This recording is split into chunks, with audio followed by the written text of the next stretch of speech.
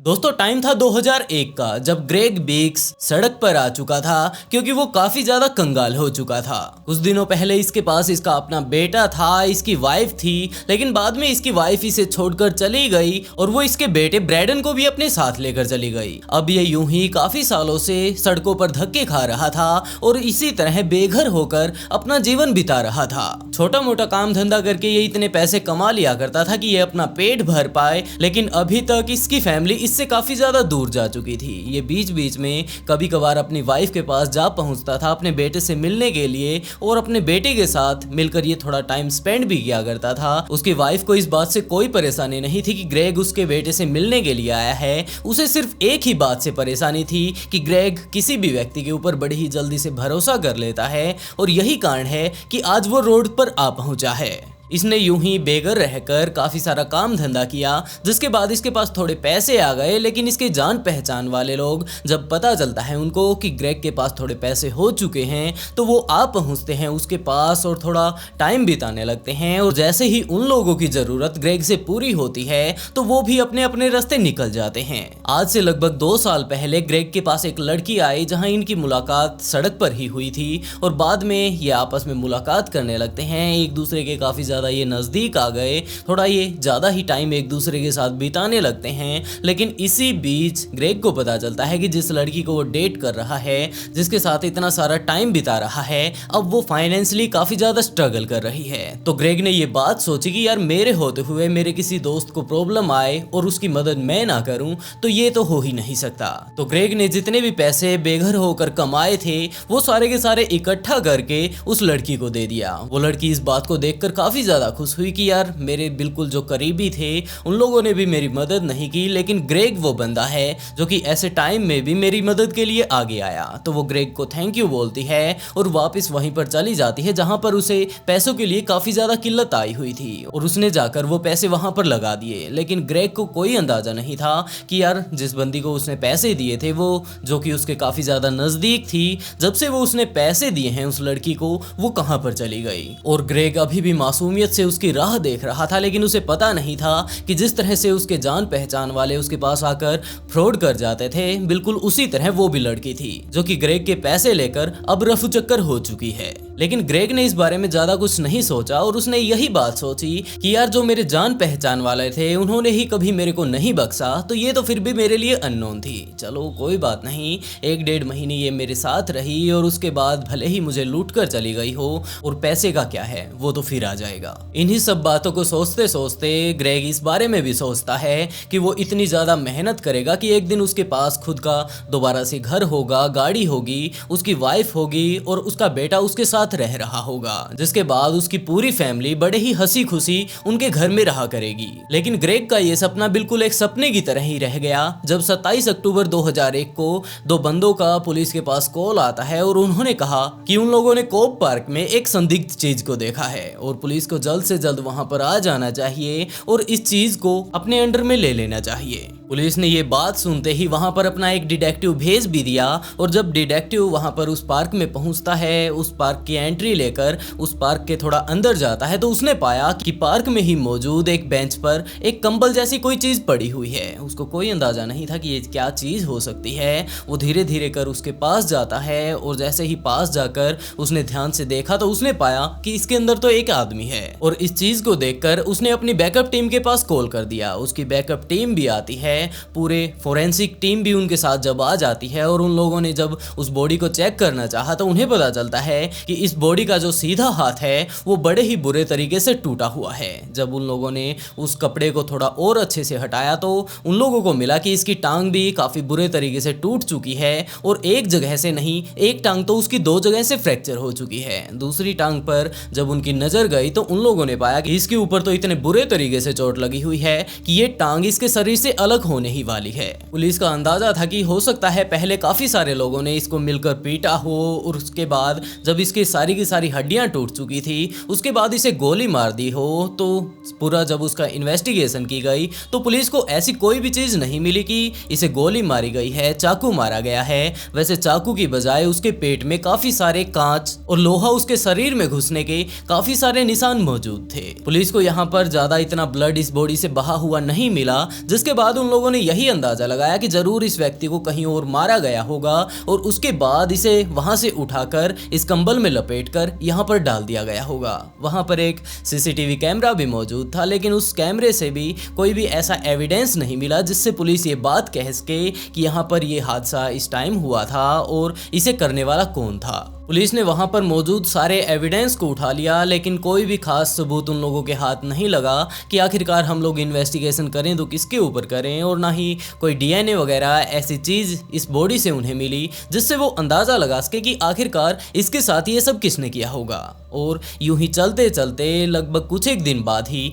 ये केस ठंडा पड़ने लगता है और इस बॉडी के मिलने के लगभग 4 महीने बाद पुलिस के पास एक कॉल आता है, जब पुलिस बिल्कुल इस बात से हार मान चुकी थी कि हमें कोई अंदाजा नहीं इस बंदे के साथ क्या हुआ होगा। तभी पुलिस के पास कॉल आया और कॉल करने वाली महिला ने बताया कि उसका नाम मरिंडा डैनियल है और उसको इस केस के बारे में पूरी डिटेल पता है। और सबसे पहले तो पुलिस को यही बात लग रही थी कि ये जो कॉल आया है हो सकता है ये प्रैंक कॉल हो, लेकिन पुलिस के भी होश तब उड़ गए जब उसने वो सारी बातें डिटेल से बताई और उसके बाद एक पता बताया जिस पर वो कातिल रहा करता था। और इस बात को जानते ही पुलिस भी पूरी तरीके से एक्टिव हो गई और ये पूरी की पूरी बिल्कुल एक सच्ची कहानी थी जो कि 25 अक्टूबर 2001 की रात को घटी थी। लेकिन दोस्तों इस कहानी को पूरे तरीके से जानने के लिए कि आखिरकार ग्रेग इस कहानी में कहां पर चला गया और ये जो मिरांडा बीच में आई है ये कौन है, इन सब चीजों को पूरे तरीके से जानने के लिए हमें जाना होगा उस टाइम से लगभग 35-40 घंटे पहले, जब ये लाश उन 2 बंदों को वहां पार्क में मिली थी और उसके बाद उन लोगों ने पुलिस के पास कॉल किया था।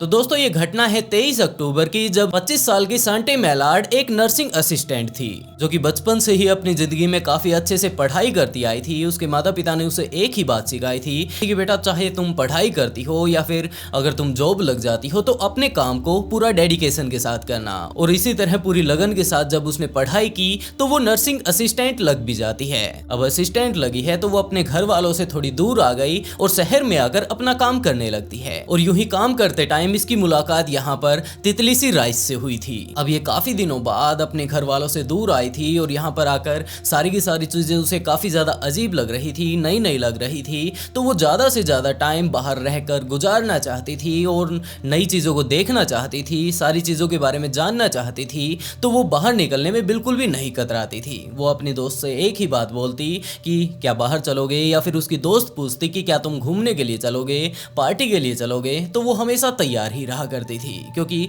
उसके अंदर एक्साइटमेंट ही इतनी ज्यादा थी कि बाहर उसे काफी सारी नई नई चीजें देखने को मिलेंगी। तितली सी राइस, जिसे वो लोग निक नेम टी फ्राइस से भी बुलाया करते थे, वो भी अब अपने पति से थोड़ी दूर हो चुकी थी। उनके बीच में तलाक हो गया था। वो भी काफी ज्यादा डिप्रेशन में थी। तो उसने देखा कि उसकी फ्रेंड सांटे आई है। तो सांटे जैसे ही टी फ्राई के घर पर पहुंची तो टी फ्राई पहले से ही तैयार थी और उन लोगों ने ये डिसाइड किया कि आज हम लोग कहीं पर नहीं जाने वाले, यहीं पर अपने घर पर ही बैठकर बड़े ही मजे से पार्टी करने वाले हैं। और इस बात के लिए सांटे भी तैयार हो गई। टी फ्राई ने तो पहले ही सारा का सारा माहौल जचा ही रखा था और वो दोनों शराब के साथ साथ काफी सारे हैवी ड्रग्स भी लेने लगती हैं। अब दोनों की दोनों सेट हो चुकी थी, लेकिन दोनों ने ये बात भी सोच रखी थी कि यार बहुत सारा पी लिया, चलो अब थोड़ा सैर करके आएंगे और बाहर किसी बार वगैरह में बैठकर थोड़ा और फिर से पिएंगे। वो दोनों अपनी गाड़ी पकड़ती हैं। सबसे पहले टी फ्राई ने कहा कि मैं गाड़ी चलाने वाली हूँ, लेकिन उसके जो हालात थे वो काफी ज्यादा बुरे तरीके से नशे में टुल हो चुकी थी। जिसके बाद सांटे ने कहा कि तुम्हारे अभी ऐसे हालात नहीं हैं कि तुम बड़े ही अच्छे से गाड़ी चला पाओ, चलो ठीक है, मुझे थोड़ा कम नशा है तो गाड़ी मैं चला लेती हूँ। टी फ्राई ने कहा कि गाड़ी वो चलाना चाहती है, लेकिन जब सांटे ने देखा कि ये तो नशे में पूरी तरीके से टुल हो चुकी है और इससे गाड़ी नहीं चलने वाली, तो वो सामने आई और उसने कहा कि तुम आराम से बैठ जाओ, गाड़ी की चिंता मत करो, वो मैं चला लूंगी। गाड़ी सांटे चलाने लगती है और काफी देर तक गाड़ी बाहर घुमाने के बाद लॉन्ग ड्राइव वगैरह उनका जब सारा कुछ हो गया तो आखिरकार वो निकल पड़ते हैं एक बार की तरफ। और वहां पर जाने के बाद उनकी मुलाकात हुई एक लड़के से जो कि असल में सांटे का बॉयफ्रेंड था। तो वो दोनों ही कुछ ही देर बाद ही क्लेंट जैक्सन नाम के उस लड़के के पास जा पहुंचते हैं, जिसके बाद वो तीनों ही मिलकर वहां पार्टी करने लगते हैं। वो वहां पर दबाकर शराब पीते हैं, पूरा डांस करते हैं, जो कोई भी हैवी ड्रग्स उन्हें लेनी थी वो वहां पर लेते हैं। और उसके बाद नाचते नाचते कुछ ही देर बाद ही सांटे और टी फ्राई को ये बात पता चलती है कि उनका वो बॉयफ्रेंड क्ले जैक्सन वो तो किसी और लड़की को लेकर यहाँ से जा चुका है। तो सांटे काफी ज्यादा गुस्से में आई,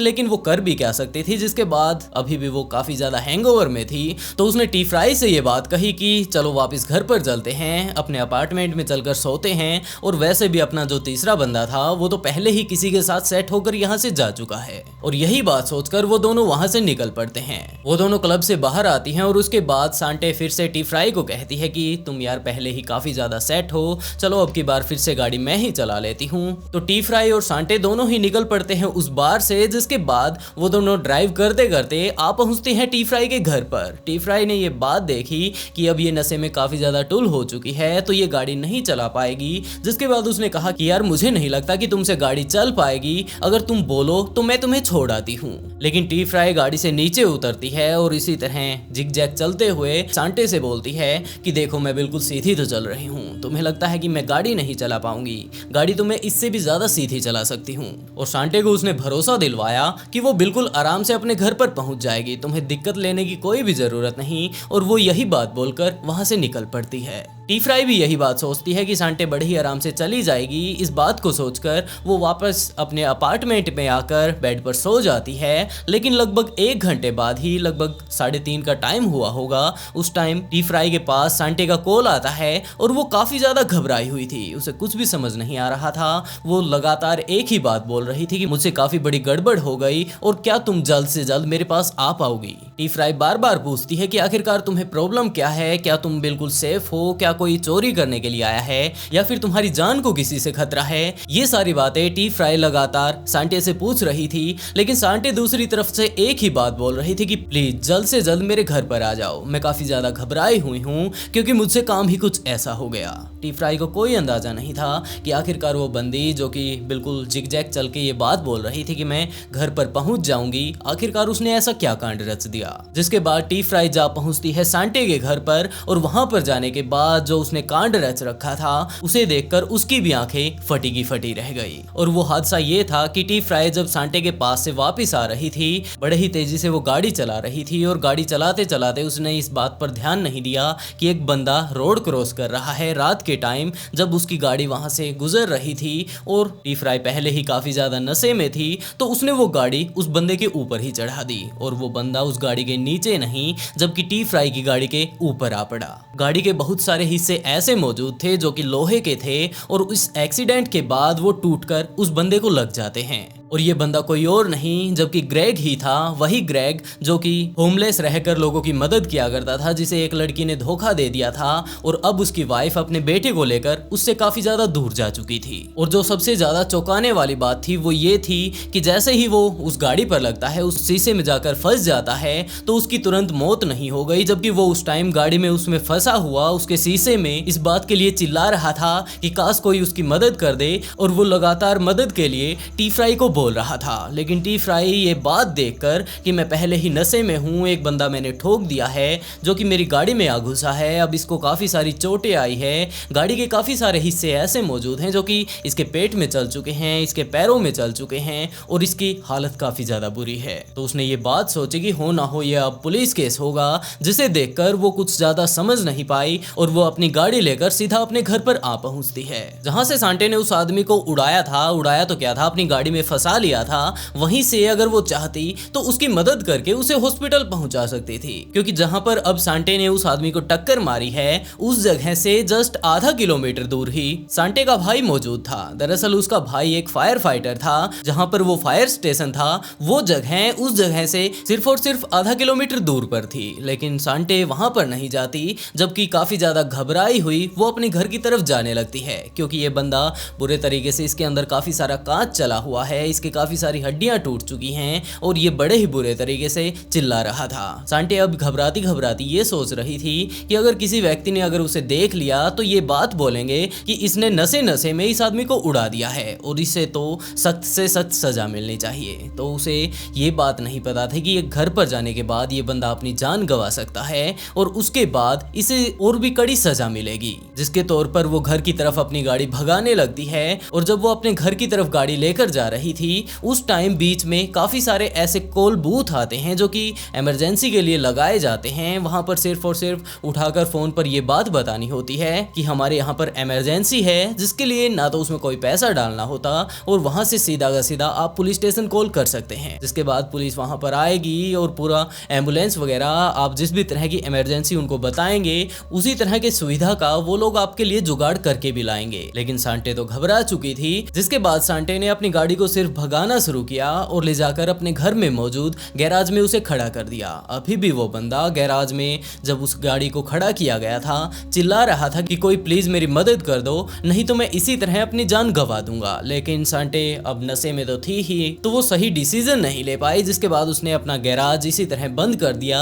जब वो बंदा अंदर चिल्ला रहा था। जिसके बाद उसने टी फ्राई के पास कॉल किया और ये सारी की सारी बातें बताई। लेकिन टी फ्राई ने भी वहां पर आने के बाद जब वो बंदा बेहोशी की हालत में जाने को हो चुका था लेकिन अभी भी वो जिंदा था, तो उसकी मदद करने की बजाय वो सांटे को अपनी गाड़ी में बैठाती है और अपने अपार्टमेंट लेकर गई और वो दोनों वहां पर बड़े ही मजे से सोने लगते हैं। जैसे ही उन दोनों का हैंगओवर उतरा तो उन्हें पता चलता है कि कल रात उन दोनों ने कितना बड़ा एक कांड बैठा दिया है। जिसके बाद सबसे पहले सांटे ने अपने उसी दोस्त क्लेट जैक्सन के पास कॉल किया और उसे सारी बात बताई कि यार रात को तुम तो चले गए थे। उसके बाद सांटे और टी फ्राई दोनों के दोनों क्या कुछ कारनामे करते हैं उसके बारे में पूरा डिटेल से उसे बताया। क्लेट को भी उन लोगों ने सीधा का सीधा ये बात नहीं बता दी थी, जबकि सबसे पहले उन लोगों ने उस घर पर उसे बुलाया, उस गैराज में बुलाया जहां पर वो बंदा अब मर चुका था। उन लोगों ने आकर जब चेक किया तो क्लेट ये चीज देखते ही काफी ज्यादा घबरा गया कि यार तुम लोगों ने मुझे इस चीज में कैसे इन्वॉल्व कर लिया, मैं जस्ट अभी अभी जेल से बाहर आया हूँ और अब तुम लोगों ने मुझे इसमें भी इन्वॉल्व कर लिया। मैं ना तो तुम्हारी मदद कर सकता और ना ही इस चीज को छोड़ सकता, क्योंकि अगर कल को पुलिस ने तुम्हें पकड़ लिया तो तुम लोग मेरा भी नाम लोगे कि वो बंदा इस बात को जानता था। और पुलिस को अगर ये बात पता चलती है कि मुझे जानते हुए भी मैंने ये बात पुलिस के पास इन्फॉर्म नहीं की तो मुझे फिर से जेल में जाना पड़ेगा एक कत्ल को छुपाने के जुर्म में, और दूसरी तरफ मैं पुलिस को बता भी नहीं सकता क्योंकि तुम मेरे दोस्त हो। तो क्लेट ने टाइलैंड नाम का अपना एक और दोस्त बुलाया और उसके साथ मिलकर आखिरकार उन लोगों ने वो बॉडी ठिकाने लगाने की सोची। और अगली रात जैसे ही होती है वो लोग उस बॉडी को एक कंबल में लपेटकर उस पार्क के अंदर एक सीट पर रख कर आ जाते हैं, जहां पर बाद में उन दो लोगों ने वो बॉडी देखकर पुलिस के पास कॉल किया था। पुलिस को कोई अंदाजा नहीं था कि इस बंदे के साथ आखिरकार क्या हुआ है और वहां पर उन्हें कोई ऐसा क्लू भी नहीं मिला जिसके कारण वो लोग उनके असल कातिलों तक पहुंच पाए। आखिरकार वो चारों इकट्ठा होते हैं, सांटे, टी फ्राई, क्लेंट, और उन लोगों ने आपस में मिलकर एक ही बात डिसाइड की कि जो भी हो अब इस बात को पूरे तरीके से भूल जाओ, और अगर तुम लोगों ने किसी को भी ये बात बताई तो हो सकता है ये बात घूम फिर कर पुलिस के पास पहुंच जाए और उसके बाद एक बंदा नहीं जबकि हम चारों ही फंस जाएंगे। और ये बात बोलकर वो सारे ही अपने अपने काम पर निकल जाते हैं। सभी लोग इस बात को भूल चुके थे, कोई एविडेंस ऐसा मौजूद नहीं था जो कि इस बात को प्रूव कर सके कि आखिरकार उस पार्क में जो वो बॉडी मिली है उसका कत्ल असल में किया किसने है। इनमें से सारे लोग शांत भी थे और इस चीज को लगभग भूलने की अपनी कोशिश कर रहे थे, लेकिन इसी बीच टी फ्राई को पता नहीं कौन सी चुल मची, जिसके बाद उसने अपने कुछ एक दोस्तों से इस बारे में डिस्कस किया और उसने कहा कि यार मेरे दिल पर काफी ज्यादा बोझ है और मैं इस बात को आप लोगों को ही बताना चाहती हूँ, प्लीज जाकर किसी और को इस बारे में मत बताना। और टी फ्राई ने अपने सारे दोस्तों को डिटेल से वो बातें बताई कि आखिरकार उसके साथ क्या बीता है और उसने पिछले कुछ दिनों में क्या कांड रचे हैं। लेकिन ये सारी की सारी बातें उसकी एक दोस्त मैड्रा डैनियल भी सुन रही थी, और असल में वो उसकी दोस्त नहीं जबकि उससे वो काफी ज्यादा नफरत किया करती थी और वो इसी बात का इंतजार किया करती थी कि आखिरकार ऐसा मैं क्या करूं कि ये लड़की फंस जाए और उसके बाद इसे काफी ज्यादा परेशानियों का सामना करना पड़े। और उसे जैसे ही इस बारे में पता चलता है तो उसने जाकर पुलिस के पास कॉल किया और यही वो बंदी थी जिसने पुलिस को इन सारी चीजों को डिटेल से बताया। और उसके बाद आखिरकार टी फ्राई पकड़ी गई, और सिर्फ टी फ्राई नहीं जबकि उसकी दोस्त सांटे के साथ साथ वो दोनों लड़के भी पकड़े गए जिन्होंने उसकी मदद की थी। ये सारी चीजें होते ही टी फ्राई को, उसकी दोस्त सांटे को और उन दोनों लड़कों को गिरफ्तार कर लिया गया और कोर्ट में भेज दिया गया, जहां पर टी फ्राई को 50 साल की सजा सुनाई गई। उसकी दोस्त को भी सजा सुनाई जाती है और उन दोनों लड़कों को भी 8 से 10 साल की सजा सुनाई गई जिन्होंने इस केस में उसकी मदद की थी। लेकिन वो अगर थोड़ी सी हिम्मत कर लेती तो अपने भाई के पास जा सकती थी, या फिर वो वहां पर लगे काफी सारे फोन कॉल्स को भी यूज कर सकती थी ताकि वो 911 डायल करके पुलिस को वहां पर बुला लेती और हो सकता है है टाइम रहते अगर ग्रेग को हॉस्पिटल पहुंचा दिया जाता तो वो बच जाता। ये सब कहने वाला था ग्रेग का पोस्टमार्टम करने वाले एक डॉक्टर का, जो कि ये बात बोलता है कि उसकी मौत तुरंत वहीं पर नहीं हो गई थी, जबकि वो काफी देर तक तड़पता रहा, जिसके बाद उसने अपनी जान गंवा दी। ग्रेग के बेटे ब्रैंडन को जैसे ही इस बात का पता चला कि उसके पिता के साथ कुछ ऐसा हो गया और उनका केस यूं कोर्ट में चल रहा है, और जब वो वहां पर आता है तो सांटे उसे देखकर नजर नहीं मिला पाती, लेकिन ब्रैंडन का एक ही कहना था कि हमारे परिवार ने काफी कुछ झेल लिया है और बहुत सारी चीजें हमारे परिवार के साथ बीत चुकी हैं, लेकिन इसका मतलब ये नहीं कि मैं आप लोगों के परिवार को भी बर्बाद कर दूं। वो सिर्फ एक हादसा था और मैं यही कहना चाहता हूं कि उस हादसे ने हमारे परिवार को खत्म कर दिया, और मैं नहीं चाहता कि हमारे परिवार के साथ जो कुछ हुआ है वो आपके साथ हो, तो मेरी तरफ से मैं आप लोगों को बिल्कुल माफ करता हूं। और इसी के साथ दोस्तों आज का शाउट आउट सालू को, and write a beautiful comment to get shout out in next video. बहुत जल्द मिलते हैं एक और नई स्टोरी के साथ। आज की स्टोरी आप लोगों को कैसी लगी कमेंट बॉक्स में जरूर बताइएगा, और ऐसी ही और स्टोरी देखने के लिए ब्लडी फाइल को सब्सक्राइब जरूर कर लें। बहुत जल्द मिलते हैं एक और नए केस के साथ।